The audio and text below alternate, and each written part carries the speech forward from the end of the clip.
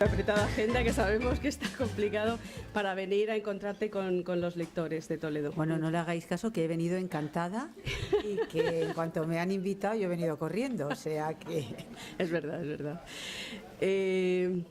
Muchísimas gracias al editorial, a Penguin Random House. Muchísimas gracias también a la librería Hoja Blanca, que ha sido la organizadora de este precioso encuentro. Muchísimas gracias, Elvira. Gracias, Víctor, si estás por ahí. Gracias, Rocío, que dentro de poco va a ser vuestro aniversario, por cierto. Sí. Llevamos una temporada de una felicísima colaboración con vosotras. Entonces, bueno, esta tarde, como os decía, Julia está con nosotros para presentar su última novela, Tú no matarás, que sé que habéis leído pues la mayoría de vosotros, si no todos y todas. Digo casi iba a decir todas, porque veo que es que hay una mayoría abrumadora de mujeres, también hay hombres. Muchísimas gracias por venir. Hay muchos señores. Sí, sí hay, efectivamente. Es que, y bueno,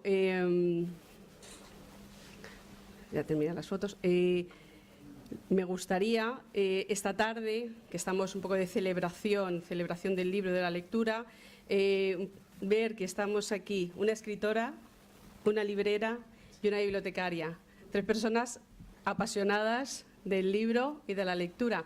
Del libro como agente transformador de las personas, del libro como soporte, como contenido, como todo que nos hace mejores personas. La lectura nos hace ser más tolerantes, nos hace ser, en definitiva, muchísimo más libres. Entonces, bueno, pues es un bonito encuentro de 3 personas relacionadas con el mundo del libro, con todos ustedes, que son, me consta, porque ya conozco muchos, grandísimos lectores de todo tipo de literatura y grandes seguidores de la literatura, de los libros de Julia Navarro. Por mi parte, nada más, volver a agradecer a Julia que esté con nosotros esta tarde, en esta bonita tarde toledana, y darle las gracias a ustedes. Y voy a ceder la palabra a Rocío Sánchez, de la librería Hoja Blanca, que también la conocemos todos, y ella nos va a hacer una breve semblanza de la obra de Julia. Cuando quieras, Rocío. Gracias. Bueno, es un gusto ver desde luego la sala tan llena para hablar de literatura, no para otra cosa, así que muchas gracias a todos por haber venido. Muchas gracias, Carmen, por acogernos en tu casa, por la bienvenida, por el trabajo que hacéis en la biblioteca, que la verdad es que bueno, cuando comenzamos a preparar el acto sí que teníamos 2 cosas muy claras. Una, que tenía que ser un librero o una librera la que presentara el acto, ahora entenderéis por qué cuando siga hablando un poquito.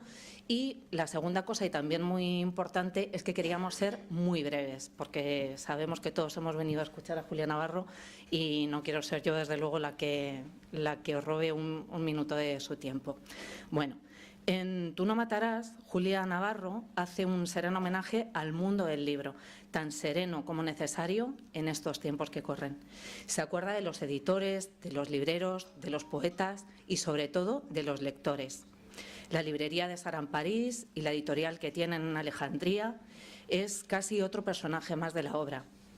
Y se presenta como un espacio de encuentro, de charlas, de debates, de contacto, y eso encaja perfectamente con lo que queremos ser los libreros hoy en día. Esa es la diferencia, el plus que nosotros podemos dar a lo fácil que es el clic en el móvil, en la tablet o en el ordenador. En un reciente artículo de La Vanguardia que ha salido hace poquitos días, lo podéis buscar, un artículo que se titulaba "A Trump no le gusta leer", nos decían que cada día hay más estudios científicos que avalan que leer es bueno para la salud y que, de hecho, los lectores vivimos 2 años más de promedio. Así que, bueno, eso que nos llevamos. Estudios, desde luego, no faltan, y además los estudios pues muchas veces tienden, dependiendo de los intereses comerciales, pero que en estos tiempos en los que lo inmediato, lo intangible o lo virtual, que es muchas veces lo que se convierte en el motor de nuestra vida, de muchas veces pues lo que queremos ser, nuestros sueños, que alguien como Julia Navarro afirme que los libros pueden curar el alma, y lo demuestre con casi 1000 páginas de literatura de la buena, de la que engancha y de la que no te deja indiferente, es una auténtica bendición. No sé si para el alma, pero seguro que para todos los que seguimos su obra hace años. Nosotros, los libreros, vamos a intentar seguir siendo el enganche, ese enganche necesario entre los autores, como Julia Navarro y como otros autores, y los lectores, y trataros siempre con el cariño, con el afecto y con el calor humano que nunca va a poder ofrecer ni el ordenador, ni la tablet, ni el teléfono móvil. Yo no voy a hablar de la novela, no voy a hablar de Tú matarás porque no te sería dejo. absurdo, claro. Vale, pero mañana, pasado mañana o cuando queráis, pueden ustedes pasar, o cuando quieran, pueden ustedes pasar por cualquiera de las librerías a comentar la obra con nosotros, a pedirnos consejo o simplemente a compartir la sonrisa cómplice de quienes hemos leído el mismo libro. Gracias, Julia, por las páginas de aventura, de amistad, de sentimientos y de esa maravillosa literatura. Muchas gracias por acordarte de los libreros y por hacernos un huequito en tu libro. Gracias, en definitiva, por seguir curándonos el alma con tus libros. Señores, señoras, lectores de libros, Julia Navarro.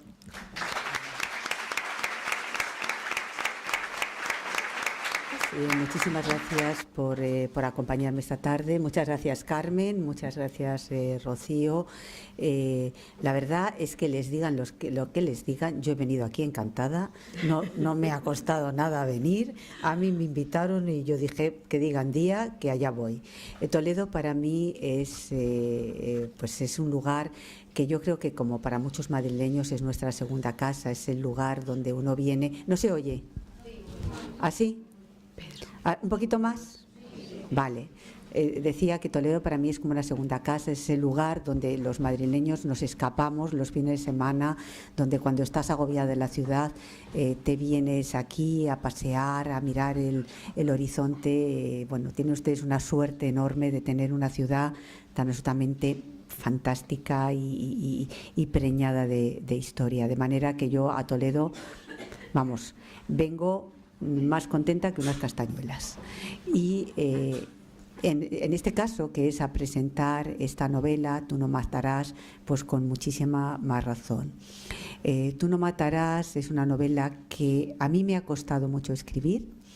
Comencé a escribirla en el 2013, en paralelo con Historia de un canalla, lo cual fue realmente una tontería por mi parte, porque no se puede escribir dos novelas a la vez y menos el reto que yo me había planteado. Pero yo quería escribir sobre el peso de la conciencia y en las dos tratos sobre el peso de la conciencia. Cuando estaba escribiéndolas, ya no solamente porque era una barbaridad intentar escribir dos novelas a la vez, sino con Tú no matarás me pasó una cosa que me preocupó. Y es que de repente los colores se me fueron de la imaginación de la cabeza. Cuando estaba buscando documentación, cuando estaba escribiendo sobre aquella España de los años 40, tenía la sensación de que estaba viajando a una España en blanco y negro. Y aquello me afectó, y me afectó tanto que emocionalmente me hizo incapaz de continuar escribiendo la novela y la guardé en un cajón y bueno, continué con Historia de un canalla, escribí Historia de un canalla y entonces solo después recuperé Tú no matarás. Para mí Tú no matarás es quizá la novela que quizá más me ha costado escribir por ese shock emocional que yo tenía cuando la estaba escribiendo. Es verdad que cuando uno escribe un libro siempre tiene la sensación de que el último es el que más le ha costado, pero yo tengo la sensación de que en esta ocasión es verdad, no es una frase hecha, es que realmente me ha costado escribir esta historia.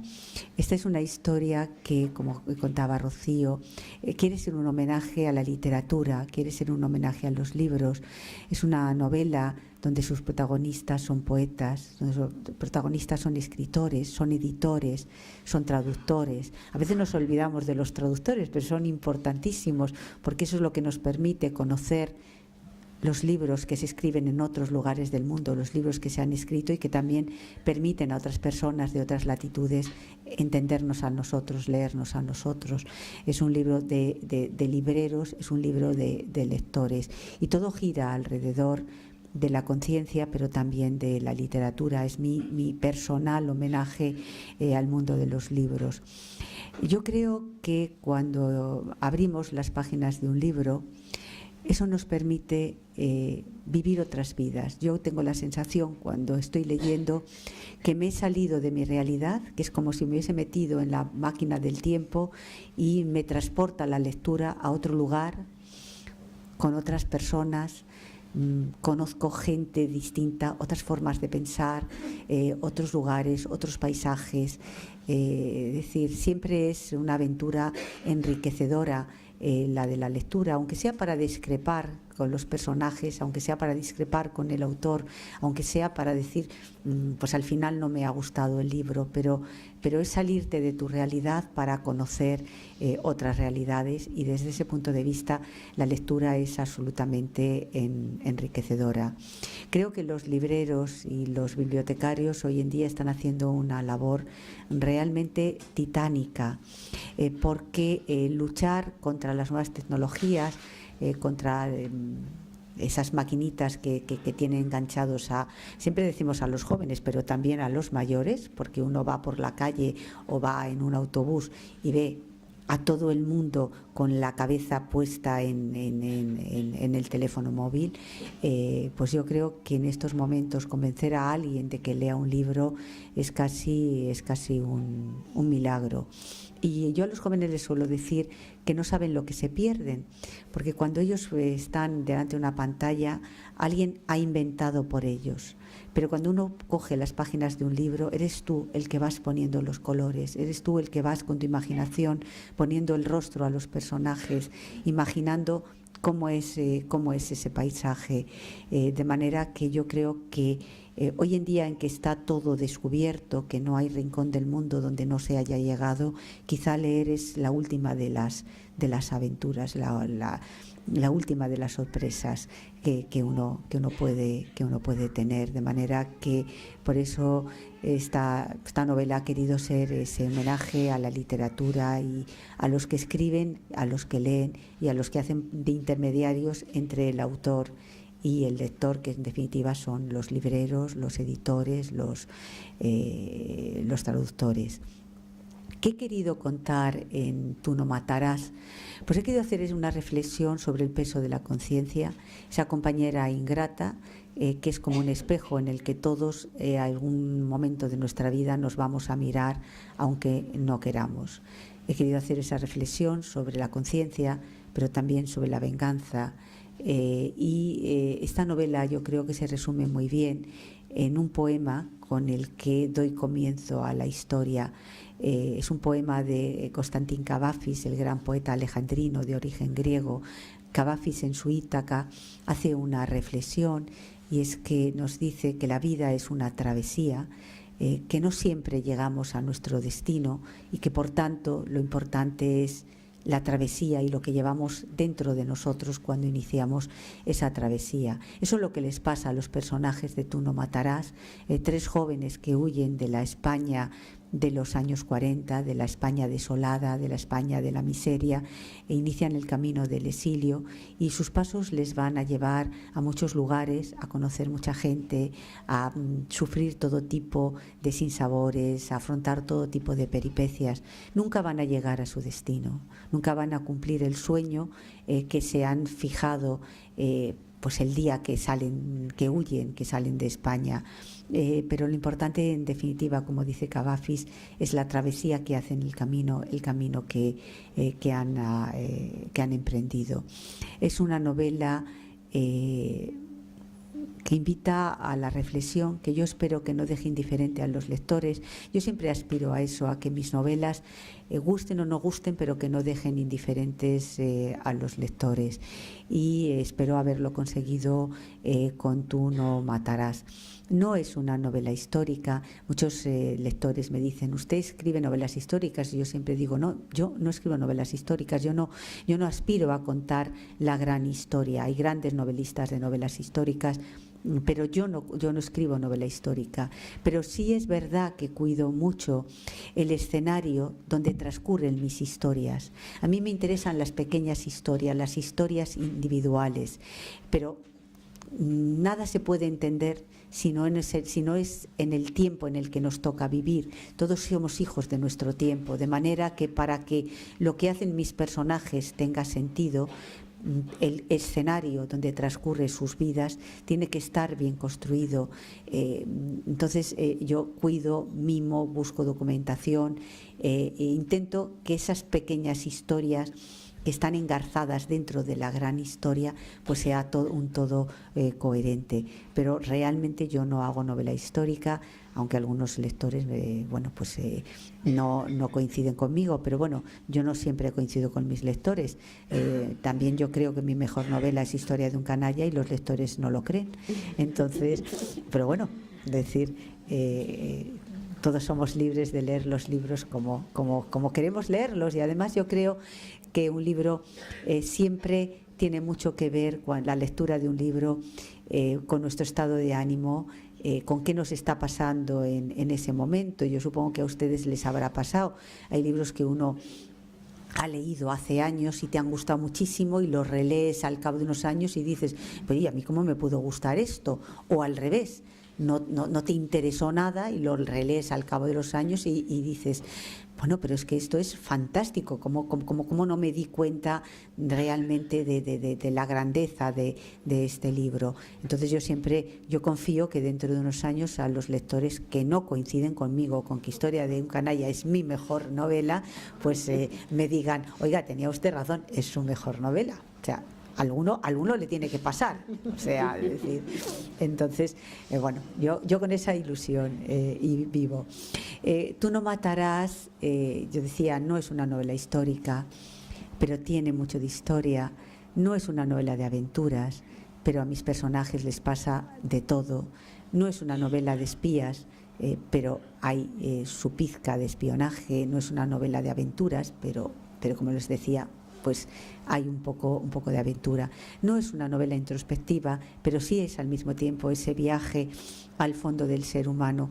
A mí, mis novelas yo las califico de novelas de personajes. Me interesa el alma, me interesa el individuo, me interesa el ser humano, y siempre lo que intento es ahondar en el ser humano a través de las obras que escribo. Es una forma de conocer al género humano y de conocerme casi a mí misma, hacer esa reflexión a través de los personajes de mi novela. Como les he contado, esta novela nació fruto del deseo de hablar de la conciencia, del peso de la conciencia, y bueno, la conciencia es determinante en toda la novela, es el leitmotiv de la novela. Tú no matarás es la frase que le dice un padre a un hijo en el comienzo de la Guerra Civil, cuando ese hijo se va al frente y cuando vuelve del frente con los milicianos, su padre le regaña, le reconviene y le dice que no quiere que vuelva porque no quiere que tenga que matar, y le hace una reflexión ética, una reflexión moral. Dice, ningún hombre puede volver a ser el mismo si le quita la vida a otro hombre. Bueno, esa es la frase que yo he elegido para que diera título al libro. Siempre elijo, los que han leído otros libros míos, pues alguna frase del libro que es con la que titulo, y en este caso fue esa frase que va a marcar la vida de ese personaje y que va a marcar sin duda pues toda la novela. Y yo la verdad es que estoy contenta, les he dicho que mi mejor novela es Historia de un canalla, pero estoy muy contenta con esta, no les quiero engañar. Creo que he trabajado mucho en ella, he trabajado mucho en los personajes, estoy muy contenta con ella. Tuve la suerte de presentarla en Alejandría. Esta novela está dividida en 3 libros: Madrid, Alejandría y París, y la presentación de la novela la hice en Alejandría. Me invitaron a hacerlo en el Instituto Cervantes de Alejandría y cuento con orgullo no solo que la presenté en aquella ciudad, sino que después me invitaron a visitar la nueva biblioteca de Alejandría. Como ustedes saben, aquella mítica biblioteca ya no existe, pero hace unos años, pues con ayuda internacional, Alejandría se ha dotado de una nueva biblioteca realmente fantástica, maravillosa, en la que todos los países han contribuido mandando fondos a esa biblioteca, y para mí fue una satisfacción cuando terminé la visita que me hicieron, que me pidieran que allí se quedara un ejemplar de Tú no matarás. Así que es una de las cosas que, bueno, que se pueden ustedes imaginar el subidón que me dio. Dije, un libro mío en la gran biblioteca de Alejandría, bueno, y sobre todo un libro que habla de literatura, que empieza con un poema de Cavafis, que habla de bibliotecas, pues no podía estar en un lugar mejor. Y ahora, si ustedes quieren, yo he venido a escucharles y a hablar con ustedes. Así que suya es la palabra.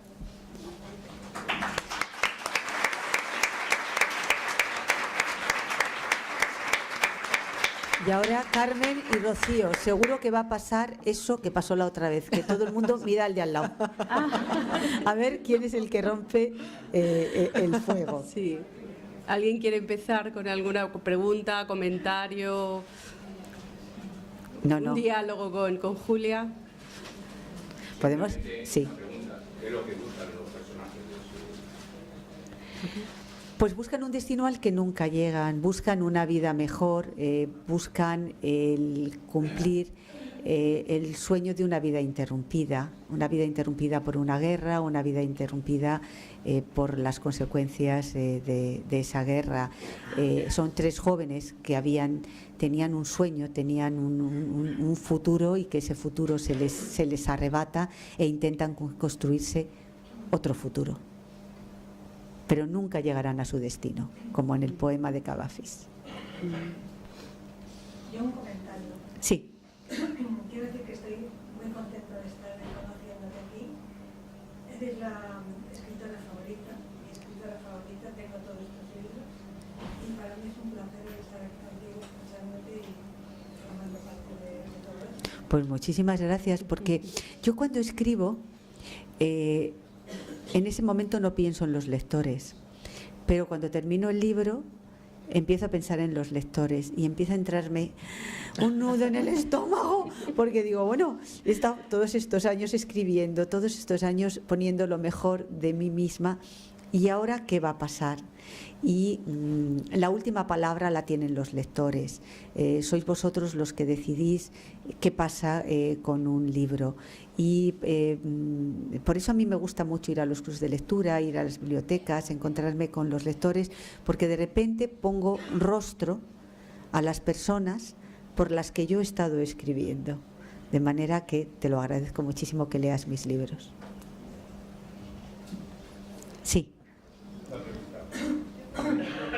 Que las ideas y los sentimientos no tienen género, me gustaría saber si tú te identificas o hay mucho de ti en alguno de los tres personajes que hay. Pues yo intento que yo creo que no tendría que haber nada de mí, pero seguramente hay mucho de mí, porque todos somos, todo lo que hacemos es consecuencia de cómo somos, de lo que escuchamos, de lo que leemos, de la gente con la que nos relacionamos. Es decir, yo soy un ser real que vivo una realidad y que por tanto de alguna manera pues hay una parte de mí que termina en el libro. ¿Qué parte? Pues ni yo misma lo sé, sinceramente, no lo sé, pero seguramente hay a veces la visión de algún personaje de la vida o de cómo afrontar tal o cual situación, pues a lo mejor hay algo de mí. Yo quiero mucho a los personajes de este libro, pero si me preguntas por quién siento debilidad, en este libro hay tres madres las tres madres de los protagonistas, y para mí son los personajes quizá más queridos del libro. No son los personajes principales, pero para mí son muy importantes y les tengo un cariño especial. A esas mujeres tan distintas, a esas mujeres que tienen una vida, que su vida también se ha visto truncada por la guerra, que una pertenece al bando de los vencedores, que las otras a lo de los vencidos, pero que sin embargo en ellas lo que prima es el amor a sus hijos. Entonces terminan unidas, mujeres tan diferentes, de cultura tan diferentes, de proyección social tan diferente, las termina uniendo algo que es ese hilo de amistad que han entretejido sus hijos y que hace que ellas, sin buscarlo, sin pensarlo, terminen también tejiendo una amistad absolutamente imperecedera entre ellas. Para mí, los personajes favoritos de este libro son las madres.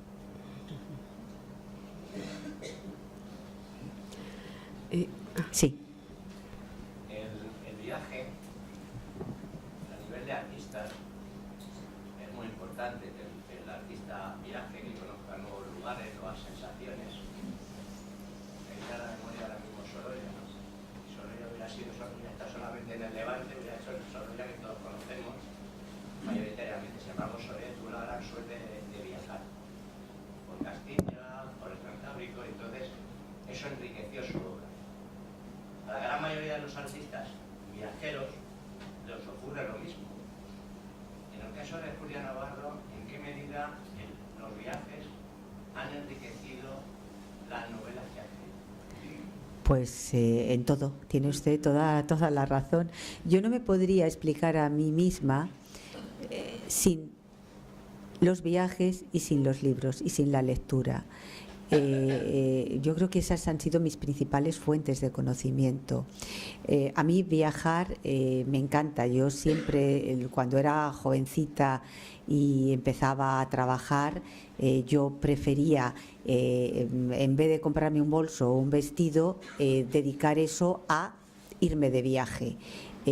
Viajar me apasiona, me encanta, y yo creo que eso se refleja en mis novelas. Mis novelas siempre siempre transcurren en muchos lugares, y siempre transcurren en lugares que yo ya conozco, lugares a los que yo ya he ido previamente, y lugares a los que en muchas ocasiones vuelvo cuando estoy escribiendo una novela, para poder ver esa ciudad con otros ojos, que son con los ojos de mis personajes. Por ejemplo, cuando yo estaba escribiendo Dime quién soy, que no sé si alguno de ustedes ha leído esa novela, pues Berlín es una ciudad que yo conozco, pero de repente sentí la necesidad de ir a Berlín porque necesitaba buscar dónde iba a vivir Amelia. O sea, en qué lugar. Y el muro ya no existe, como evidentemente, pero bueno, todavía está. Ya saben ustedes que bueno, pues que en las aceras pone ahí como el recuerdo de por dónde pasaba el muro. Y yo me pasaba horas y horas pues deambulando por Berlín, buscando el sitio, hasta que dije: aquí vivía Amelia. Bueno, Amelia no existía, claro, es fruto de mi imaginación, pero a veces necesito hacerlo. Cuando escribí mi primera novela, La Hermandad de la Sábana Santa, pues Turín era una ciudad que yo conocía, pero de repente necesitaba ver Turín con otros ojos, que era con los ojos de mis personajes, de manera que yo suelo visitar, si no todos, sí algunos de los lugares de los que hablo en mi libro, que son lugares que yo conozco previamente, pero que sí que necesito volver a verlo. Por ejemplo, Praga. Carlo Vivari, que yo hablo de estos dos lugares en esta novela, pues yo conocí a Praga y Carlo Vivari también, pero bueno, necesitaba volver a Chequia y necesitaba moverme por esos dos lugares, pues para contar mejor, o para que que fuera más real lo que yo quería contar, lo que hacían mis personajes en estas ciudades. Así que yo no me puedo explicar a mí misma, ni tampoco mis libros se pueden explicar sin el viaje. Seguramente, no me voy a comparar yo con Sorolla, pero a mí me pasaría lo mismo. Seguramente mis libros no serían los mismos si el viaje no fuera parte importante de mi vida. Bueno, hoy los señores, Sí. perdona Carmen, Sí, totalmente. vamos, Los que están son los que están. Sí. Yo tengo una pregunta que hacerte. Igual que los viajes, como nos acabas de contar, son muy importantes para tu vida, para tus libros, imagino que tus lecturas también son esenciales, Sí. tanto para tu vida como para tu escritura.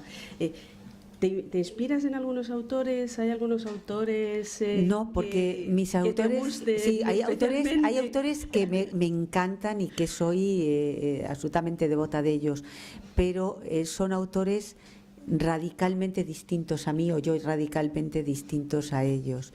Por ejemplo,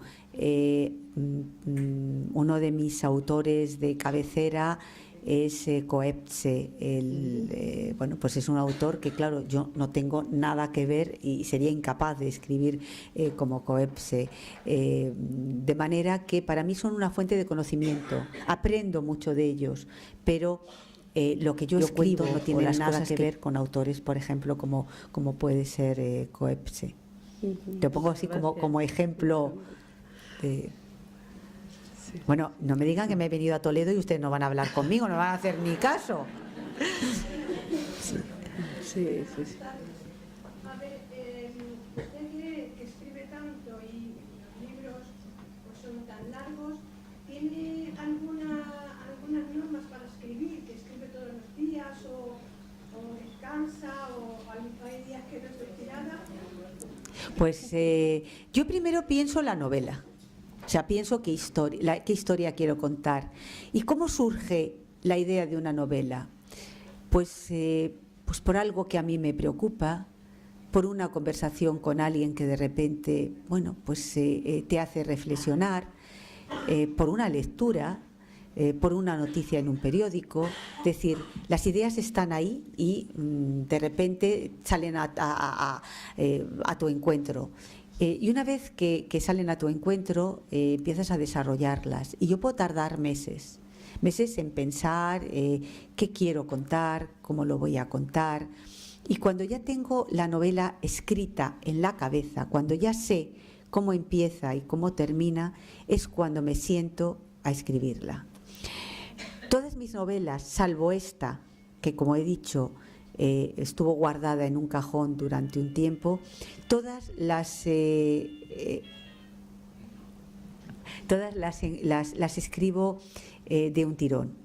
No hay sábados, no hay domingos, no hay Navidad, no hay vacaciones, no hay cumpleaños. Escribo todos los días, aunque sea una línea, pero escribo todos los días.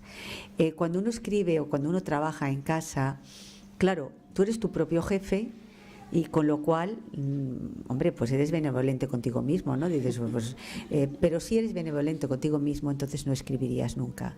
Porque un día tienes gripe, el otro te has peleado con tu hijo, el otro, el vecino ha puesto la radio a tope y no hay quien esté. Entonces, yo soy muy disciplinada y llevo la disciplina hasta el extremo. Yo escribo absolutamente todos los días. O sea, cuando empiezo, pongo la primera frase de una novela, a partir de ese momento ya no hay un solo día en que deje de escribir. Otra cosa es que a veces, pues si escribes el día que realmente tienes gripe y te duele la cabeza, lo más seguro es que cuando se te pasa la gripe y te deja de doler la cabeza, borres todo lo que has escrito. Pero no importa. Es decir, lo que no hago nunca es interrumpir. Por ejemplo, yo ahora estoy con la promoción de Tú no matarás y justo ahora en febrero, los primeros días de febrero, he empezado a escribir la que será mi siguiente novela.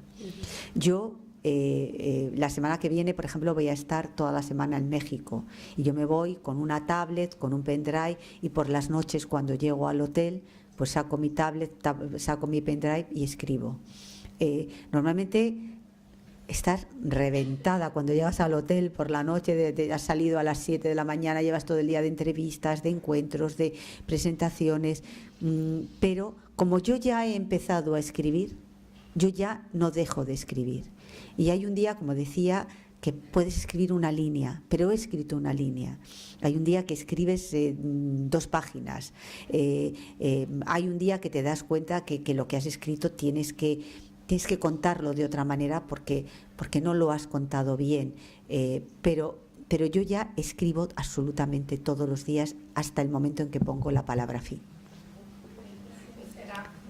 Creo que ya lo has contestado. Mi pregunta era manuscrito, o sea, cuando escribes... No, yo escribo en ordenador, y esta novela, fíjese que ha sido una novela pues muy accidentada, porque pues no solamente tuve esa sensación de, cuando estaba buscando documentación para la novela sobre cómo era la vida cotidiana en los años 40 en España, para mí hacer ese viaje a esa época pues fue un shock, fue muy duro desde el punto de vista emocional, porque vuelvo a lo mismo, la gran historia no, la sabemos, yo sé lo que pasaba en los años 40, pero cuando empiezas a buscar cómo se vivía, qué se comía o qué desgraciadamente casi no se comía, cómo eran los códigos morales de aquella época, en definitiva, cómo era la vida cotidiana de cualquier persona, de cualquiera que podíamos estar, cualquiera de nosotros allí.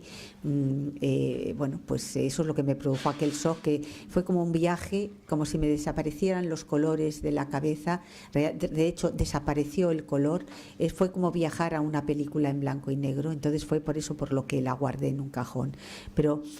Y no sabía si iba a poder seguir escribiendo, pero luego me pasó una cosa, y es que cuando terminé de escribir la novela, yo sí corrijo en papel, no corrijo en ordenador.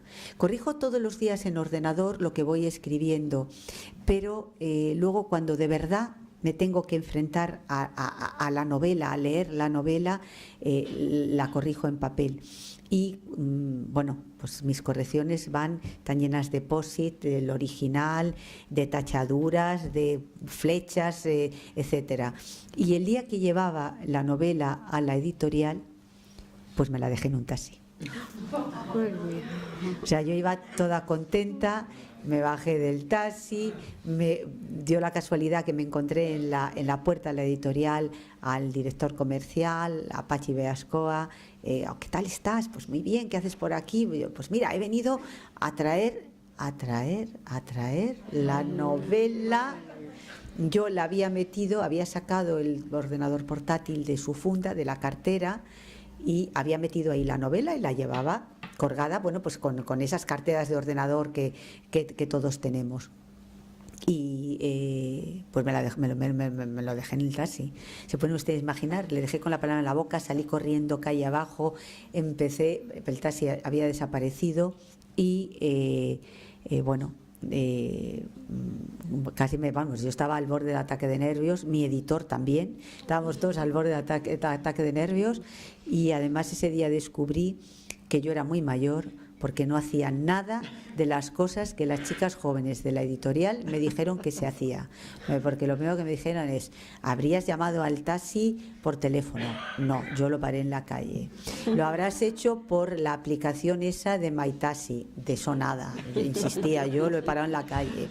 ¿Habrás apuntado la licencia del taxi? Yo ni me había fijado en la licencia del taxi. Vamos, en ese momento no sabía ni cómo era el taxista. O sea, yo no había hecho nada de lo que ellas, que son más listas, hacen, ¿no? Y lo digo con admiración, o sea, hacen, porque todas me dijeron, no, yo fotografío la licencia del taxi. Yo decía, pues que a mí me da como apuro eso, subirme a un taxi, empezar a hacer, pero no, hay que hacerlo, o sea, ellas tienen toda razón. Yo no había hecho nada, no había manera de encontrar el taxista, llamamos a todas las centrales de taxis de Madrid, los taxistas muy amablemente se comunicaron entre ellos, pero nadie encontró, nadie encontró la novela. Me fui, porque me dijeron, tienes que poner una denuncia. Yo me fui a poner una denuncia a una comisaría, me atendió un policía amabilísimo y encantador, que al principio no me hacía ni caso. A ver, ¿cómo se llama usted? Pues Julia Navarro, tal. ¿Y qué ha perdido? Pues no, pues mire usted, unos folios, tal, no sé qué, es una novela, tal. Y de repente levanta la cabeza y me dice, ¿usted es la autora de La sangre de los inocentes? Digo, sí. ¡Ay, qué disgusto me acaba de dar usted! Digo, ¿cómo que qué disgusto? El disgusto lo tengo yo. Entonces me decía, no, uy, pero qué disgusto me está dando usted, pero usted me está dando, era muy joven, pues me está usted dando un disgusto y el disgusto se va a llevar mi madre. Digo, ya, pero ahora usted entienda que el disgusto lo tengo yo. Entonces yo en que momento dije, bueno, ahora vamos a encontrar la novela seguro. Y le pregunté, digo, ¿y entonces usted cree que me van a encontrar la novela? Y me dijo, no. ¿Cómo que no van a encontrar la novela? Y entonces me dijo, mire, yo quiero ser sincero con usted. Lo más seguro es que alguien se haya subido al taxi, haya visto la funda del ordenador, haya pensado que era un ordenador, se lo haya llevado, haya visto que eran folios y lo haya terminado tirando a un contenedor. Así que menudo disgusto, o sea, ya estábamos disgustados él y yo, aparte de mi editor y media editorial, pero tuvo razón, o sea, la novela no apareció nunca. El policía me preguntó, ¿tendrá usted copia, no? ¿Tendrá usted? ¿Lo habrá dejado en el ordenador? O sea, yo creo que me vio tan desastre que debió pensar, esta señora es medio tonta y es capaz de no tener una copia. Le dije, sí, copia tengo. Digo, pero es que ahora tengo que volver a imprimir, tengo que volver a corregir y en esto se me van 3 meses. O sea, usted no crea que esto es, se le da al clic, empiezan a salir folios y ya está. No, es que yo corrijo en papel. Y bueno, pues nunca he encontrado la novela. Yo lo cuento esto por si alguien conoce al que se la ha encontrado y no la ha tirado, ya que me la devuelva. O sea, ya no sirve de nada porque la novela está aquí, pero bueno, yo no desespero que algún día un alma cándida me devuelva la novela. En busca del original perdido. Pero eso será dentro de muchos años, si mis novelas se siguen vendiendo y si me muero, porque si no estás muerta, nada. Así que, bueno, ¿alguna pregunta más? Yo sí que tenía una pregunta, Julia, porque en la primera parte del libro, donde describes la España de la posguerra y en esa fase de documentación que decías, ¿has tenido el testimonio directo de alguna persona o has buscado gente que te contara cómo se vivía o has basado alguno de...? No, la verdad es que no, pero luego me di cuenta de que sí. A ver, te estoy diciendo una cosa contradictoria. Luego me di cuenta de que no podía dejar de acordarme de mis abuelos, que ellos sí que vivieron esa época, ellos sí que sobrevivieron a aquella época. Y entonces me daba cuenta que cuando yo era pequeña y cuando era adolescente, les escuchaba sin escucharles, que cuando ellos hablaban de la guerra civil o cuando hablaban de la posguerra, realmente a mí me venían flashes, me venían esos recuerdos que eran como flashes, pero a los pequeños que estáis aquí, que aquí veo la primera fila sentada, escuchar a los abuelos y escuchar a los padres, porque hay historias maravillosas o historias trágicas, pero historias al fin y al cabo que os van a contar y que luego os vais a arrepentir de no haberlas escuchado. Yo me daba cuenta de que en mi memoria habían quedado prendidas pues restos de conversaciones de mis abuelos, de los amigos de los abuelos cuando tenían visita en casa, de las cosas que mi madre me contaba, de esas cosas que cuando eres joven no tienes ganas de que te las cuenten, tú estás en otra cosa, bueno, pues ahora a mí ¿qué me va a contar de si pasaban hambre en los años 40? Si yo no he pasado hambre y no. Entonces te das cuenta de toda esa riqueza, de toda esa experiencia a la que no le has prestado atención. Y bueno, sí me venían desde ese punto de vista esos flashes de lo que había sido mi propia historia familiar, de lo que había sido la propia historia de mi familia.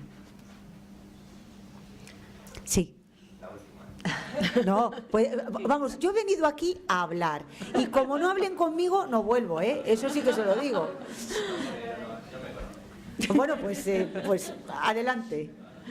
Martín. La novela, cuando la vayamos a leer, ¿la tenemos que leer en blanco y negro o en color? Pues la vas a leer en blanco y negro, aunque no quieras, la primera parte. Y luego, la novela son tres libros. El libro 1 es Madrid, años 40. El libro 2 es Alejandría, mientras Europa estaba la Segunda Guerra Mundial, y la tercera parte es París, el París ocupado, pero luego también el París de la posguerra, de la Segunda Guerra Mundial, pero también es Praga, pero también es Viena, pero también es Chile, pero también es Jerusalén, pero también es Lyon. Son muchos lugares y muchas ciudades. ¿Cuándo vas a recobrar el color? Pues el color lo vas a recobrar cuando llegues a Alejandría. Alejandría es una ciudad llena de luz, es una ciudad mediterránea, y yo, sin darme cuenta, cuando empecé a escribir el libro 2, que era Alejandría, de repente fue como si me inundara la luz. Recuperé los colores. Pero la primera parte la vas a leer en blanco y negro, o sea, la vas a vivir en blanco y negro. Estoy convencida de que te va a pasar. Sí. Ha dicho anteriormente que cada libro se gesta por una conversación, un hecho en concreto, O una idea abstracta, sí. Con exactamente, ¿qué fue lo que motivó? Si se puede? Pues eso fue una reflexión. Esto lo que la motivó es mi obsesión con la conciencia, con el peso de la conciencia. No, a causa de nada, no, pero siempre pienso que la conciencia es una compañera de lo más ingrata y de lo más difícil de sobrellevar, y pues esa reflexión sobre cómo pesa la conciencia, y sobre todo según van pasando los años, que vas haciendo pues un recuento de tu vida, de lo que debiste hacer, de lo que no debiste, de tendría que haber hecho, el síndrome de la escalera, ¿no? Bueno, pues ahí empecé a darle vueltas y tuve dos ideas, que fue la de mi canalla, la de Historia de un canalla, y la de Tú no matarás. Pero fue fruto de esa necesidad que yo tenía de reflexionar sobre la conciencia.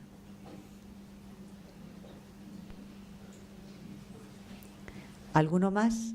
¿O decimos eso de hablen ahora o callen para siempre? Yo tenía otra cuestión, es que te pregunto. Mira, cuando hemos leído, o yo he leído el libro, no sé si has sido consciente, porque yo siento que es una novela de mujeres, de mujeres fuertes. No es una novela de mujeres. No. Para mí, bueno, tienen mucha claro, fuerza, ya empiezo a enfadarme con los lectores. De mujeres que saben lo que quieren. Que no es una novela de mujeres, es una novela sobre el peso de la conciencia. Sí. Es una novela sobre la venganza, y es una novela donde evidentemente hay mujeres y hay hombres, pero precisamente el protagonista de la novela, o los protagonistas, son hombres, no son mujeres.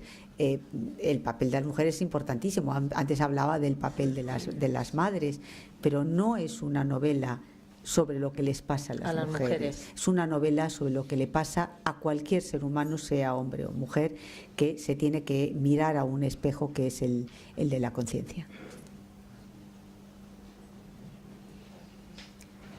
Y luego hay una cosa que creo que también está en esta novela, además del peso de la conciencia. Hay otro elemento muy importante, que es una reflexión sobre la venganza. La venganza es un motor de la historia, no de esta historia, sino de la historia en general. Sí. Sí que es cierto que la principal reflexión a la que te lleva el libro es el peso de la conciencia. Pero Sí. también hay otra que no ha mencionado y que a mí sí me ha hecho reflexionar, que es el peso que supone la obsesión por cumplir un sueño. Sí. Como esa obsesión te impide ser feliz en tu vida cotidiana, porque te has empeñado en determinados sueños que quizás no es el adecuado. Claro, por eso yo esta novela la he empezado lo primero que te encuentras cuando abres las páginas de un libro, de este libro, es ese poema Ítaca de Cavafis, que Cavafis lo que nos dice es que la vida es una travesía y que no siempre llegamos a nuestro destino. Eso es lo que les pasa a mis personajes. Tienen el sueño de llegar cada uno a un destino, no físico, a un destino cada uno diferente, y sin embargo no llegarán nunca. Y a veces el intentar llegar a ese destino que uno se marca se convierte en una obsesión. Y es verdad que hay uno de los personajes, yo diría que los 3 personajes están obsesionados por llegar a ese destino al que nunca van a poder llegar, al que persiguen de forma apasionada y trágica, pero al que nunca van a llegar. Bueno, qué silencio, ¿eh? Vamos. Bueno, ¿alguien quiere preguntar algo más? ¿No? ¿Seguro? ¿Seguro, no? Bueno, pues yo no que Carmen despida y yo les doy las gracias. Gracias por acompañarme esta tarde, gracias por leer mis libros y sobre todo, pues gracias por algunos de ustedes, si nos hemos encontrado la vez anterior que estuve, pues por haber vuelto a compartir este nuevo libro conmigo. Muchísimas gracias, Carmen, y muchas gracias, Rocío. Y muchas gracias a ustedes.